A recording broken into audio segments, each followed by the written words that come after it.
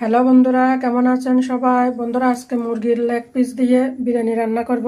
Leg পিসগুলো বড় বড়, আমি তাও একটু একটু করে কেটে কেটে দিলাম।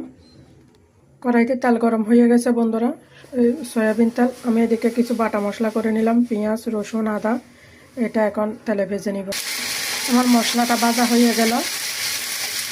এখন আমি মুরগির মাংসগুলো দিয়ে দিব। মুরগির মাংসগুলো আমি ভেজে নিচ্ছি। এখন আমি পরিমাণ মতো লবণ দিয়ে দিব।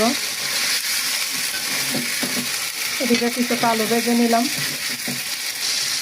পরিমাণ মতো জিরা বাটা দিয়ে দিলাম আর কাঁচামরিচ বাটা দিয়ে দিলাম। এগুলো মুরগির মাংসের সাথে আমি ভেজে নিব। এদিকে আমার মাংস রান্না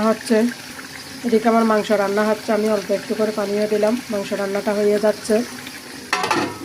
আর অন্যদিকে আমি চিনিগুড়া চালগুলা ভেজে নিচ্ছি। এগুলো ভেজে মাংসের ভিতর দিয়ে দিব।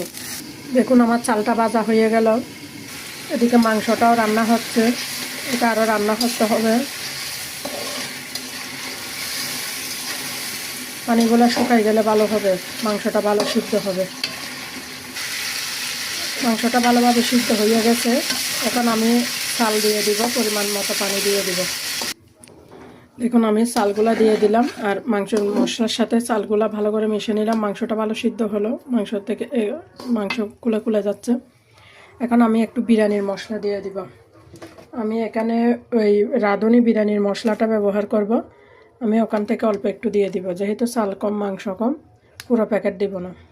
বিরিয়ানির মশলাটা দিয়ে দিলাম আর ভেজে রাখা আলুগুলোও দিয়ে দিলাম। এখন আমি পরিমাণ মতো পানি দিয়ে দিব, গরম পানি দিব।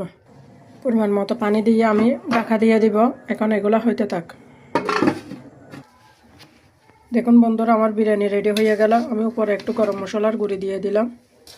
ঝরঝরে খুব সুন্দর হলো। শসা দিয়ে মুরগির বিরিয়ানি আজকে এটা চলবে। ভাতগুলা খুব ঝরঝরে হলো, খুব সুন্দর হলো। বন্ধুরা, ভিডিওটা ভালো লাগলে একটা লাইক করে দিবেন, একটা কমেন্ট করে জানাবেন। নমস্কার বন্ধুরা।